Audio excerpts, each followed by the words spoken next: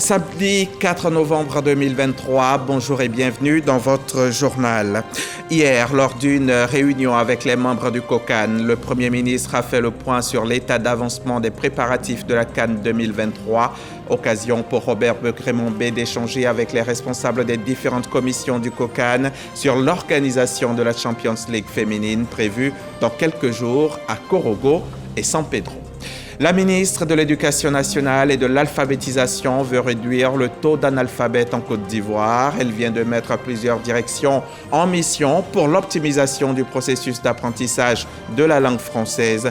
Une quarantaine de motocyclettes leur ont été remises pour faciliter le travail. Ce matin, à l'aube, des hommes lourdement armés ont fait irruption à la maison centrale de Conakry en Guinée et ont réussi à partir avec 4 accusés dans le procès des événements du 28 septembre. Des évadés parmi lesquels figure Moussa Dadis Camara, son ancien ministre chargé de la sécurité présidentielle et l'ancien patron des services spéciaux qui, lui, a été rattrapé. Jean-Marie Yaméogo a été pendant 7 ans le représentant pays de l'Organisation mondiale de la santé. En fin de mission en Côte d'Ivoire, il est allé jeudi traduire au Premier ministre Robert Mambé-Begré toute la reconnaissance de l'OMS pour le travail qui a été fait dans le pays dans le domaine de la santé. Jean-Marie Yaméogo, représentant pays de l'Organisation mondiale de la santé OMS en Côte d'Ivoire, est en fin de mission. Ce jeudi à la primature, il est venu traduire au Premier ministre Robert Begré-Mambé la reconnaissance de l'OMS pour le travail effectué aux côtés de l'État de Côte d'Ivoire. J'ai pu observer durant ces 7 années beaucoup de progrès ont été faits sur le plan de l'offre des services, que ce soit les infrastructures, que ce soit le personnel de santé. Et avec les différents ministres avec qui j'ai travaillé, on a pu parcourir tout le pays. On a vu aussi des progrès dans le domaine de la réduction, par exemple, de la mortalité maternelle. Nous sommes passés des chiffres qui étaient très élevés. Et aujourd'hui, on a un chiffre qui est raisonnable et acceptable pour le moment. Jean-Marie Yaméogo s'est également satisfait des progrès réalisés dans la prise en charge des maladies non transmissibles, telles que le cancer ou les maladies cardiovasculaires. Il a salué les efforts du pays à être plus près des populations, notamment les plus vulnérables. Le représentant pays de l'OMS est par ailleurs dit optimiste de voir la Côte d'Ivoire atteindre les objectifs de développement durable ODD en 2030. Jean-Marie Yaméogo a passé 7 ans en Côte d'Ivoire. Il part pour le Sénégal où il assurera de nouvelles fonctions. On reste dans les locaux de la primature où hier, vendredi, à l'occasion d'une séance de travail avec les membres du comité d'organisation de la Coupe d'Afrique des Nations, le Premier ministre, ministre des Sports, a fait le point sur l'état d'avancement des préparatifs de la prochaine CAN Côte d'Ivoire 2023. Le témoignage d'Herman Guivet. Primature de la République de Côte d'Ivoire, grande réunion des différentes instances et comités en charge de l'organisation de la prochaine Coupe d'Afrique des Nations Made in Côte d'Ivoire. Une grande réunion présidée par le chef du gouvernement Robert Begré-Mambé. Dès l'entame de cette rencontre, le Premier ministre rappelle l'ordre du jour. 2 principaux points seront abordés au cours de ces échanges. Visiter les progrès et analyser les défis à relever en vue d'atteindre les objectifs escomptés. La Côte d'Ivoire a fait de gros investissements pour s'inscrire dans la dynamique de l'organisation de cette CAN, dont elle attend qu'elle soit la meilleure des CAN organisées jusqu'alors. En nous basant sur notre grande richesse qu'est l'hospitalité. Ensuite, notre capacité d'organisation, c'est-à-dire aucun détail ne doit nous échapper, notre grande vigilance, et surtout notre esprit sportif. Du 5 au 19 novembre, la Ligue des champions féminines débute en Côte d'Ivoire, dans les villes de San Pedro et Korogo. 8 clubs s'affronteront pour le titre de champion d'Afrique des clubs féminins.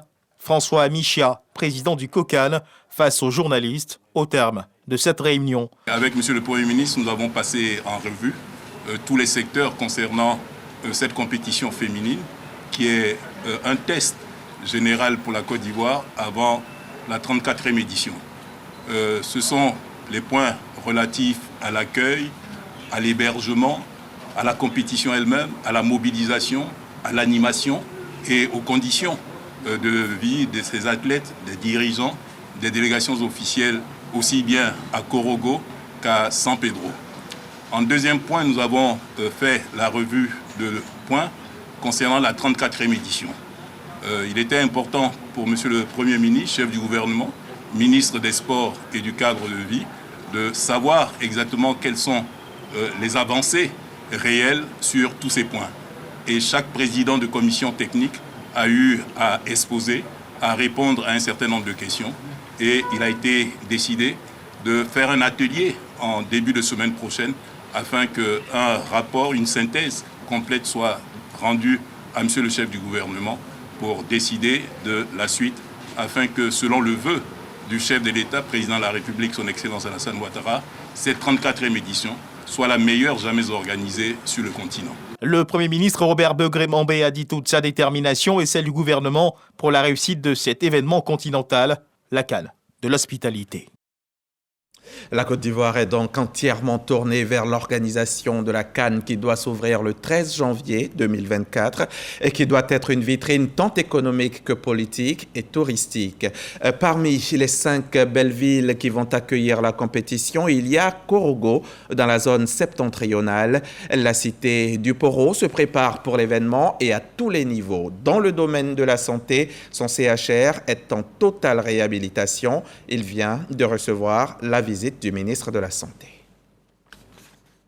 À 2 mois de la Coupe d'Afrique des Nations, le ministre de la Santé, de l'Hygiène publique et de la couverture maladie universelle, Pierre Demba, s'imprègne de l'avancée des travaux de réhabilitation et d'équipement du centre hospitalier régional de Korogo. L'établissement sanitaire est équipé d'une IRM et d'un scanner de dernière génération, un service de rééducation fonctionnelle et 2 salles VIP en hospitalisation médecine et en hospitalisation cardio. Un dispositif qui va permettre de prendre en charge les populations de la région du Poro. Je suis venu ici à Korogo pour vérifier l'état d'avancement des travaux. Et aujourd'hui, nous sommes pratiquement vers la fin de la 2e phase pour nous permettre de réhabiliter complètement l'ensemble du CHR de Korogo. Avec le chef de l'État a mis la santé au centre des priorités de son programme de gouvernement. Et depuis 2019, c'est plus de 20 hôpitaux publics que nous sommes en train de construire. La première phase de la réhabilitation a permis de livrer 17 bâtiments neufs. Créé en 1978, le centre hospitalier régional de Korogo est bâti sur une superficie de 14 hectares. C'était un commentaire d'Angela Diallo. Toujours dans le domaine de la santé, on en vient au programme Lien Nutrition, un programme collectif d'accompagnement au changement de mode de vie. Son objectif étant d'améliorer la santé et le bien-être des personnes diabétiques à risque de diabète et leur entourage à travers une éducation aux bons gestes alimentaires. Les résultats de la phase pilote viennent d'être rendus publics. Frédéric Oulaye et Didier Nguessan, reportage. D'ici à 2045, la population des diabétiques va atteindre 55 millions de personnes en Afrique. Une situation alarmante qui découle de l'absence de diagnostic régulier. L'obésité ou encore le surpoids dont se nourrissent les maladies métaboliques sont dues à l'alimentation. Le programme Lien Nutrition est mis en œuvre pour l'éducation alimentaire. Ces patients ont bénéficié de conseils, d'accompagnement par les coachs à l'effet de pouvoir acquérir des habitudes durables pour pouvoir améliorer leur état de santé. Alors c'était des ateliers en nutrition, mais également des ateliers dans le domaine du sport. La phase pilote du programme Lien Nutrition a pour but de transformer les habitudes alimentaires. Après 3 mois de tests sur 2 zones d'Abidjan, 64 participants diabétiques présentent une santé améliorée. Le programme Lien Nutrition a permis de réduire les désordres métaboliques, notamment une réduction sur l'hémoglobine glyquée, sur le cholestérol et la pression artérielle. Nous avons aussi constaté une amélioration sur les habitudes alimentaires, donc un régime davantage équilibré sur les différentes consommations des groupes d'aliments, une augmentation de l'activité physique des participants et un état de bien-être et une perception sur la santé améliorée. Lien Nutrition Action permet de limiter l'accroissement et l'évolution des maladies métaboliques. 5 centres de services civiques sont fonctionnels depuis quelque temps en Côte d'Ivoire. Des centres pour resocialiser ces nombreux jeunes déscolarisés, sans emploi, en proie parfois à la violence ou dépendants à la drogue. Des jeunes qui étaient autrefois craints et rejetés et qui redeviennent tout droit et assez bien éduqués après leur passage dans les centres. Une insertion professionnelle est même possible à leur sortie, comme cela a déjà été le cas pour beaucoup. En cette mi-journée, je m'en vais vous faire découvrir la vie dans un centre de service civique, comment se déroule la formation et qu'en pensent les pensionnaires eux-mêmes. C'est le centre Bouaké 1 qui nous ouvre ses portes et nos guides sont Angela Diallo et Alexis Ouedraogo. Dans la pénombre, au petit matin, c'est l'heure du réveil dans ce centre de service civique de Bouaké 2. Dans ce dortoir, une vingtaine de jeunes filles est habituée à un rythme quasi militaire. Tous les matins, dès 5 heures, les gestes sont répétitifs. Mamie, toi, où est ta tenue? Faut faire ça. Ici, les journées débutent toujours par une séance de sport. Rassemblement, rassemblement! Un réveil musculaire instruit par des ex-militaires, gendarmes ou encore sapeurs-pompiers à la retraite. Des encadreurs qui ont pour mission de remettre sur les rails de l'éducation à la citoyenneté ces jeunes filles et garçons venus d'horizons divers et en reconversion sociale. Ils sont dans ce centre plus de 450 jeunes pensionnaires appelés des stagiaires volontaires. Le centre fait partie des 5 établissements, Songon, Bouaké 1, Bouaké 2, Sassandra et Boundiali, ouverts par le gouvernement ivoirien pour offrir une seconde chance à des milliers de jeunes en quête de resocialisation et d'insertion dans la vie professionnelle. L'accès au centre est volontaire et gratuit pour les jeunes âgés de 14 à 35 ans, déscolarisés ou sans emploi, ou présentant des signes ou d'addiction à l'alcool, à la drogue ou encore porteurs de violence. Un séjour donc pour leur inculquer le respect des emblèmes nationaux. Rien de mieux que ces séances qualifiées de prise d'armes.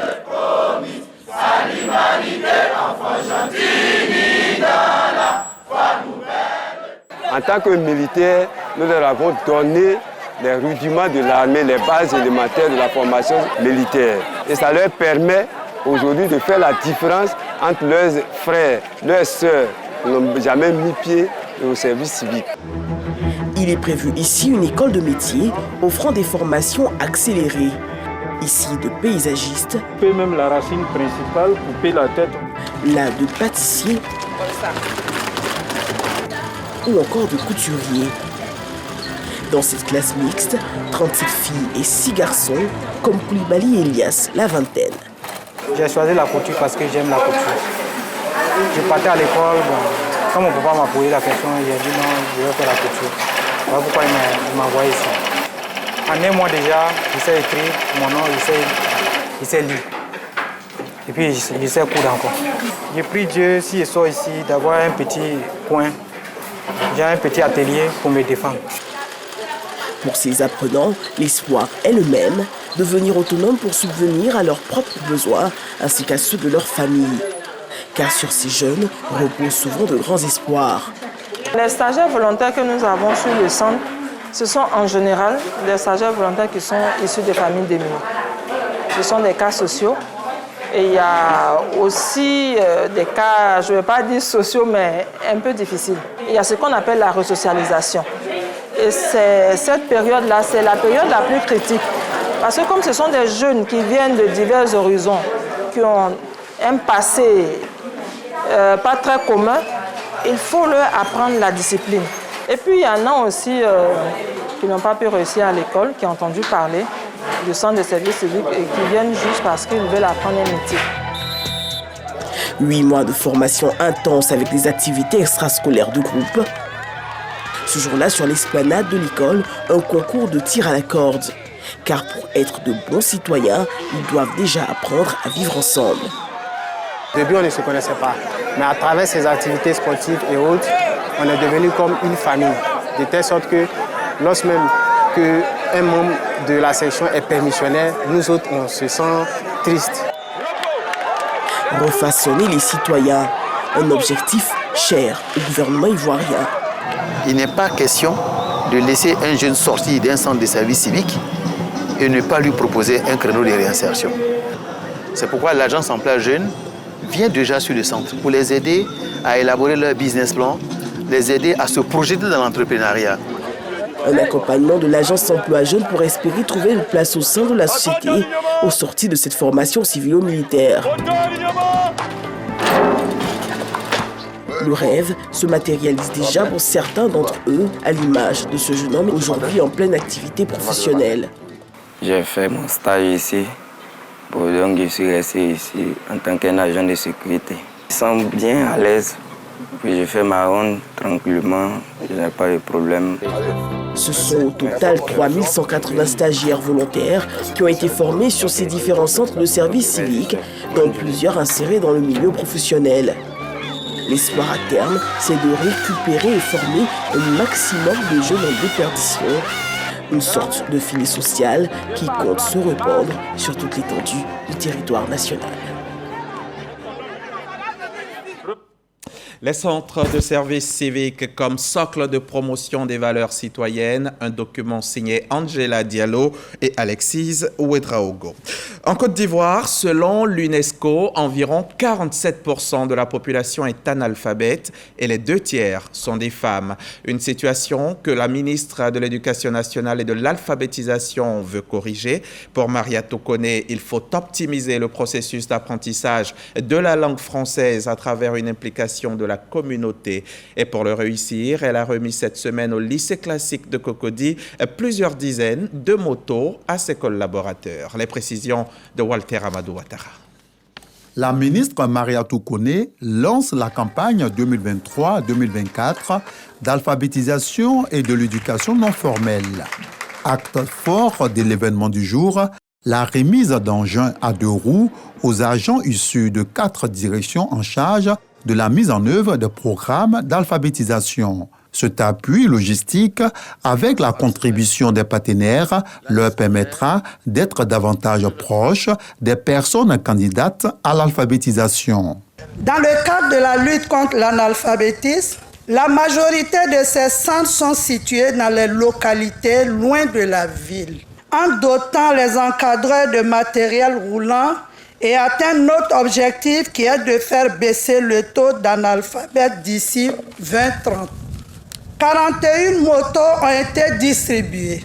Je voudrais demander aux heureux bénéficiaires de ce jour de prendre soin de ces engins.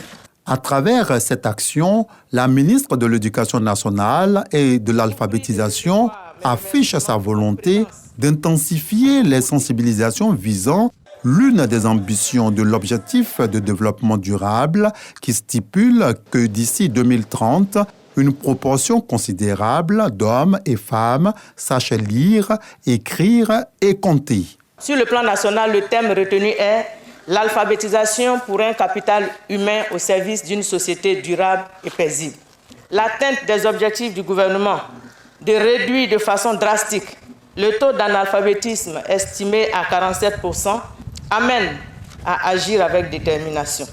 J'attends spécifiquement des actions porteuses de résultats concrets pour dynamiser l'alphabétisation.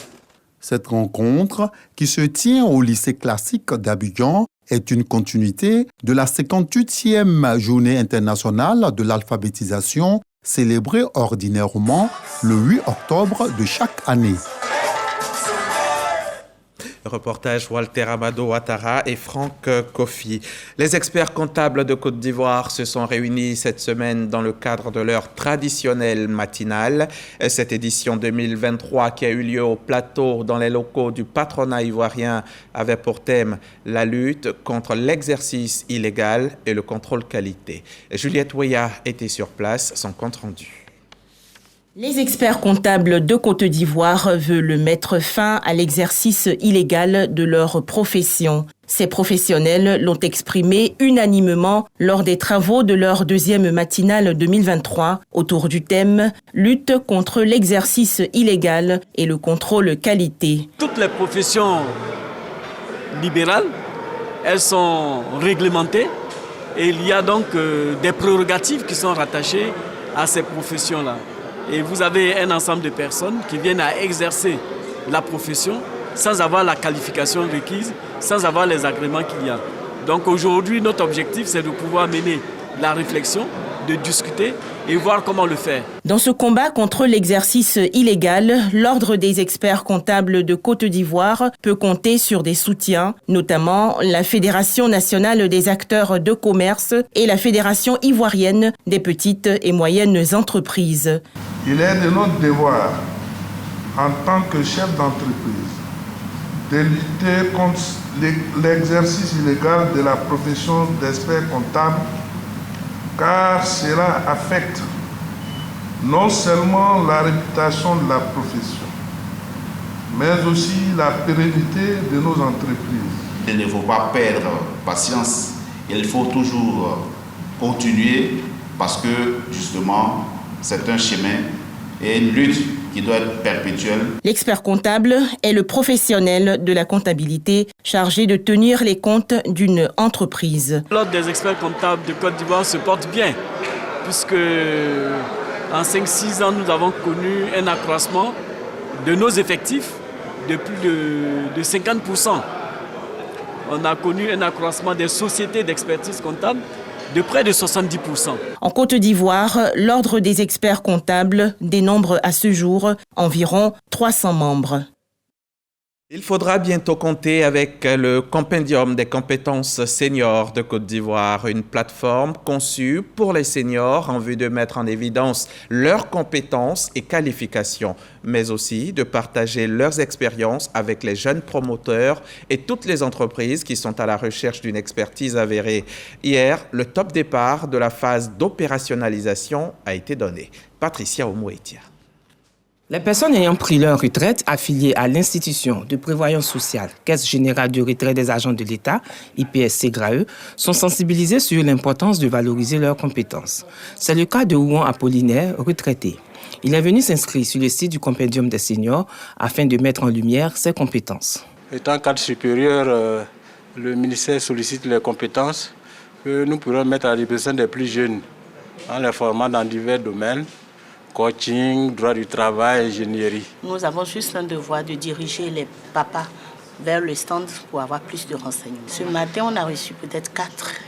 Moi, à mon niveau, 4 personnes. Le Compendium des compétences seniors du Côte d'Ivoire est une plateforme numérique qui permet de mettre en avant les expertises des seniors du privé et du public. On est en train de recruter et de recenser tous ceux qui sont en mesure d'être encore utiles parce que nous sommes retraités, certes, mais tout le monde n'est pas valide. Ceux qui sont intellectuellement et physiquement valides peuvent faire valoir leurs compétences et leur expertise. En ce qui concerne le ministère de l'Emploi et de la Protection sociale, la valorisation du capital humain de cette frange de la population apparaît comme une de ses priorités. Ils ont de multiples facettes et nous pensons que le senior reste actif.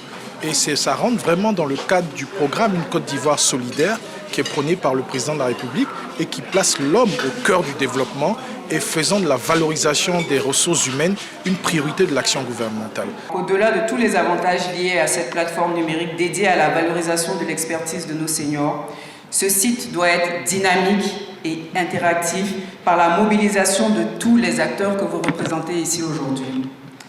Nous en appelons principalement à la mobilisation du secteur privé à travers des possibilités de sollicitation régulière de nos seniors pour des coachings, des encadrements en faveur du renforcement de l'employabilité et d'autres consultances. Le ministre de l'Emploi et de la Protection sociale, Adama Kamara, a officiellement lancé en juillet 2021 la plateforme numérique dénommée Compendium des compétences des seniors de Côte d'Ivoire. Aujourd'hui, pour la phase pilote, les seniors sont donc invités à s'inscrire sur la plateforme en ligne. Des secteurs d'activité qui requièrent leur intervention seront identifiés pour leur permettre de partager leur expertise. Ce samedi 4 novembre marque le coup d'envoi de la 44e session de la conférence ministérielle de la francophonie. Elle se tient à Yaoundé, au Cameroun.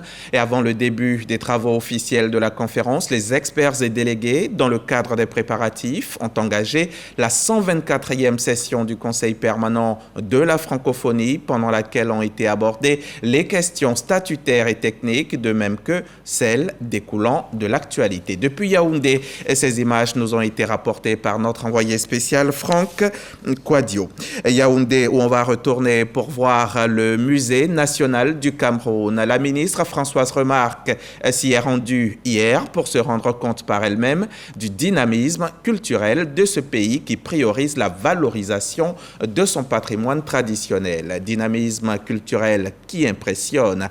Avec son homologue camerounais, la ministre pense accentuer la coopération culturelle avec le Cameroun. Franck Quadio, reportage. La bâtisse trône au cœur du quartier administratif de Yaoundé. Nous sommes au Musée national du Cameroun, ancien palais présidentiel. Le Musée national vient d'amorcer une phase décisive de son opérationnalisation. Parce que nous avons posé des questions. Qu'est-ce qu'un musée national dans un pays? Un musée national n'est pas un musée dans une nation. C'est un musée qui s'agresse d'abord à toutes et à tous sans aucune exclusivité. L'histoire des 3 grandes régions du pays centralisées ici, le costume, la coutume et les us, mais aussi le Ntchepke, la danse qui accueille la ministre de la Culture et de la Francophonie du Côte d'Ivoire en visite.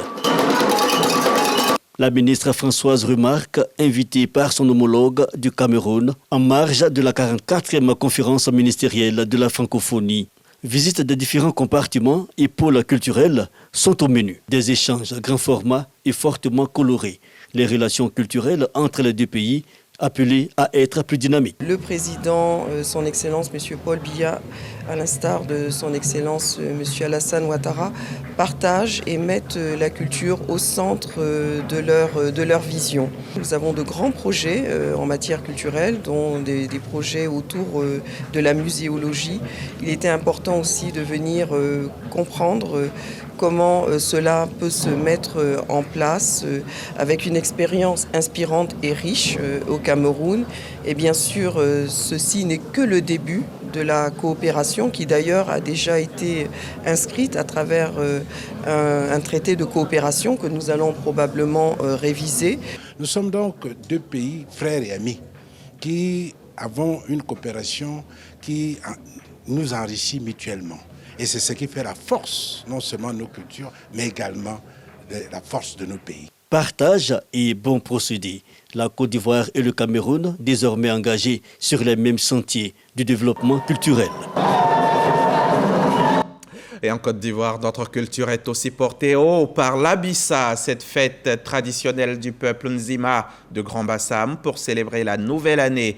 Et pendant cette fête, une journée est dédiée exclusivement aux femmes pour saluer leurs efforts dans la pérennisation des valeurs culturelles de l'Abissa. Une journée marquée essentiellement par la sortie de la Reine-Mère et la présence de 2 membres du gouvernement.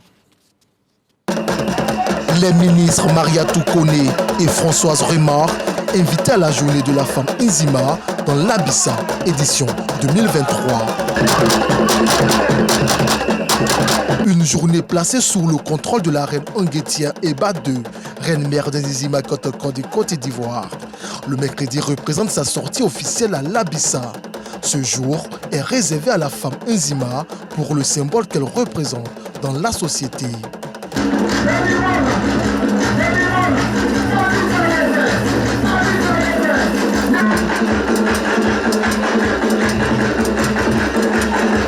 À l'honneur, les familles Ndjoua et Ezoïlé.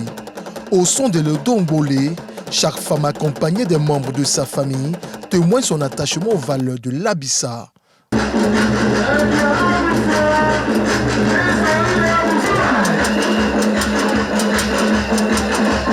L'implication des femmes à pérenniser l'Abissa séduit la ministre de la Culture et de la Francophonie. L'Abissa est une véritable institution culturelle. Je voudrais solennellement indiquer que nous sommes très reconnaissants pour sa contribution au positionnement de notre culture. Admirative des différentes prestations des femmes, la marraine s'est réjouie de l'importance de la femme Nzima, matérialisée à ce rendez-vous culturel de la communauté et vitrine du patrimoine culturel ivoirien. La femme Nzima constitue, à l'image des femmes des autres sociétés ivoiriennes, un maillon fort, un pilier important, une colonne favorisant l'équilibre social. À travers la femme Nzima, je voudrais rendre hommage à toutes les femmes de Côte d'Ivoire. Transportés par la fièvre et la frénésie des sonorités de l'Abissa, les ministres Mariatou Koné et Françoise Remarque, aux côtés de la reine-mère de Nzima Kotoko, ont également dansé au rythme des Ndomboli.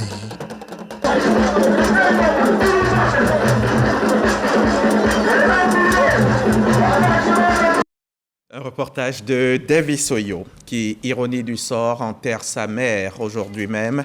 Toutes nos pensées t'accompagnent, Davis Oyo.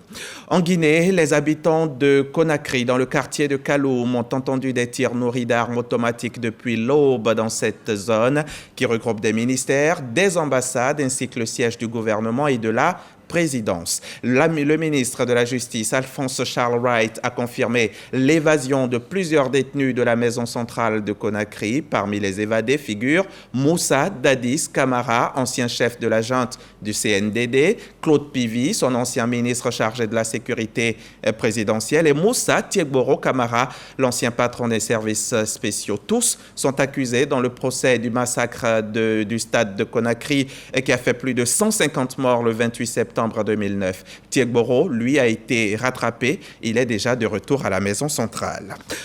Moi, je serai de retour dans vos maisons demain à 13h, si vous le voulez bien.